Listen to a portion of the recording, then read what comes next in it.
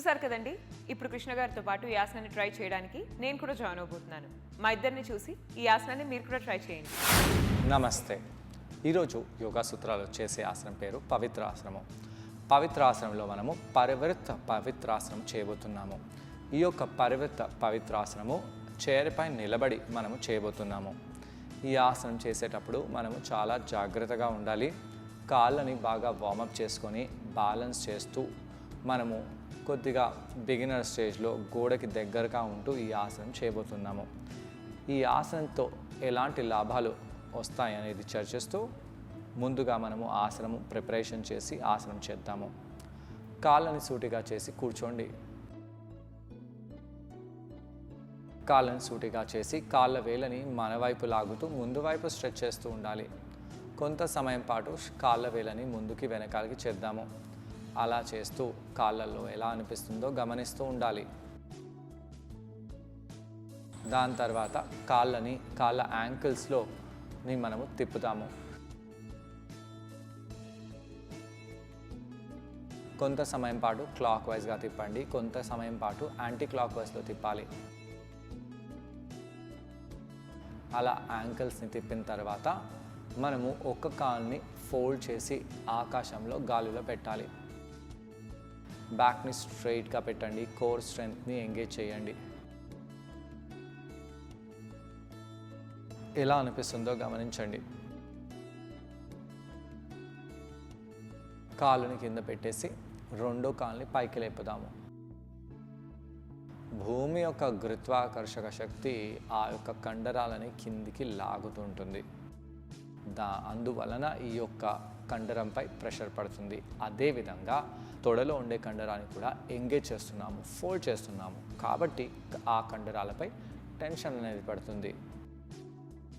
మ్యాట్లపై కింద పెట్టేసేయండి. ఇప్పుడు పైకి లేచి నిలబడదాము. కాళ్ళ వేలపై వెళ్ళి కిందికి రండి.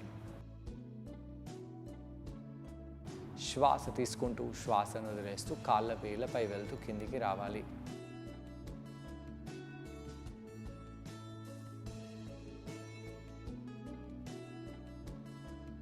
అలా చేసిన తర్వాత కొంత సమయం పాటు నిలబడదాము. ఒక బిందుపై ధ్యానాన్ని కేంద్రీకరించండి. నెమ్మదిగా ఈ కుడి తొడని గాలిలో పైకి తీసుకొని రండి. హస్తాలని నడుముపై పెట్టవచ్చు. ఇక్కడ ఆ కుడి కాళ్ళ వేలని కింద మ్యాట్ వైపు వంపి పెట్టాలి. కొంత సమయం పాటు ఇక్కడ అలానే ఉండండి. శ్వాస తీసుకుంటూ శ్వాసను వదిలేస్తూ ఇక్కడ కొంత సమయం పాటు అలానే ఉండి నెమ్మదిగా ఎడమ చేయితో ఆ కుడి మోకాల్ని పట్టుకోవాలి. కుడి చేయితో కుడి నడుముని పట్టుకోవాలి. కుడి వైపు ట్విస్ట్ చేయాలి. అలా ట్విస్ట్ చేస్తూ మోచేతిని బెండ్ చేసి పెట్టండి. పొట్టకల్లో ఉన్న కండరాలని బిగిస్తూ మనము అప్పర్ బాడీని నెమ్మదిగా ట్విస్ట్ చేయాలి. ఒకటేసారి ట్విస్ట్ చేస్తే మంచిది కాదు. చైర్పై అలా అస్సలు చేయలేము. ఇదే ఆసనం మనం చైర్పై చేయబోతున్నాము. పాదాన్ని కింద పెట్టేసి రెండో వైపు ఇదే ఆసనాన్ని చేద్దాము. బ్యాలెన్స్ చేయండి.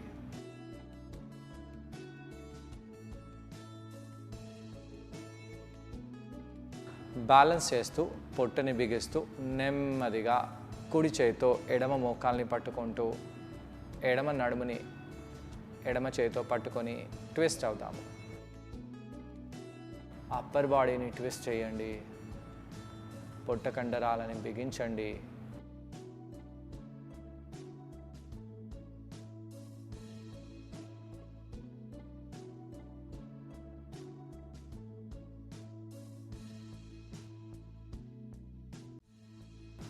సెంటర్కి వచ్చేసి పాదాన్ని కింద పెట్టేయాలి. ఇప్పుడు మనము చైర్పై వెళ్ళిపోదాము.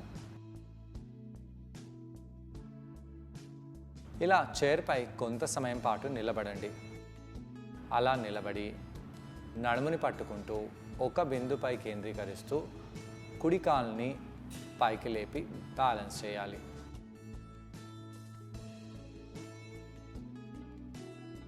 కాళ్ళ వేలని కింది వైపు చేసి పెట్టండి.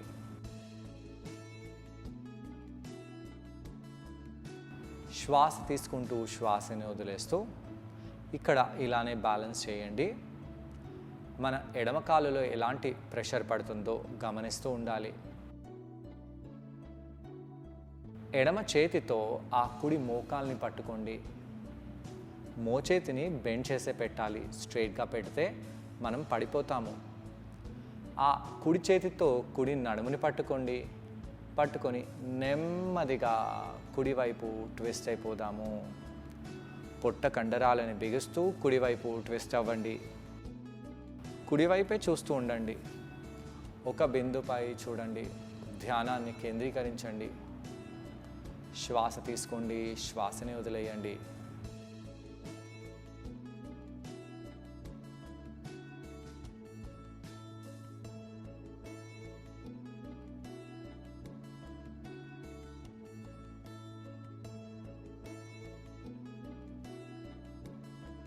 పొట్టలో మన కుడి కాలులో ఎడమ కాలులో ఎలా అనిపిస్తుందో గమనించాలి. అలా గమనిస్తూ ఆసనంలో ఉండండి. నెమ్మదిగా పాదాన్ని కిందికి తెచ్చి పెట్టేద్దాము. ఇదే ఆసనాన్ని మనము రెండో వైపు చేద్దాము. నెమ్మదిగా ఆ ఎడమ కాలుని పైకి లేపుదాము. అక్కడ అలానే ఉండండి.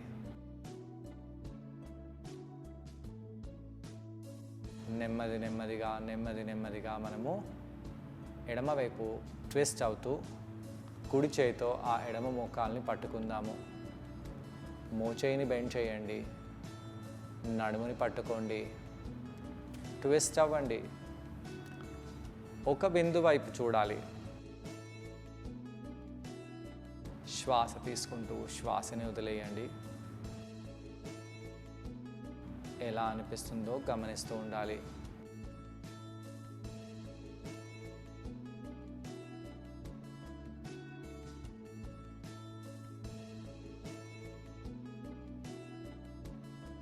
అలా కొంత సమయం పాటు ఆసనంలో ఉండి కిందికి వచ్చేసేయండి. ఆసనం చేయడం వలన కాళ్ళపై, శరీరంపై ఎలాంటి ప్రభావం పడింది, ముందుగా మనసుపై ఎలాంటి ప్రభావం పడింది గమనించండి. అలా గమనించి కొంత సమయం పాటు ఉండండి. ఈ ఆసనము మళ్ళీ కుడివైపు చేద్దాము. కుడి కాల్ని పైకి లేపి మళ్ళీ చేద్దాము.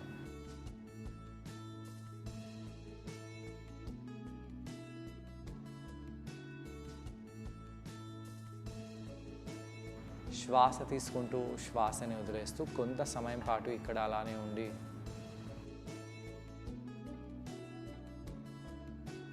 పాదాన్ని కింద పెట్టేసి రెండో వైపు అదే విధంగా ఆసనం చేద్దాము. ఈ ఆసనం పేరు పరివృత్త పవిత్రాసనం. ఈ ఆసనాన్ని మనం చైర్ సహాయంతో చేసాం. ఈ ఆసనం చేయడం వలన నడుం భాగంలో ఫ్లెక్సిబిలిటీ అనేది బాగా ఇంప్రూవ్ అవుతుంది. తొడ కండరాలకు, కాళ్ళ కండరాలకు చాలా బెనిఫిషియల్గా ఉంటుంది. శరీర బ్యాలెన్స్ అనేది బాగా ఇంప్రూవ్ అవుతుంది. ఏకాగ్రత కూడా బాగా ఇంప్రూవ్ అవుతుంది.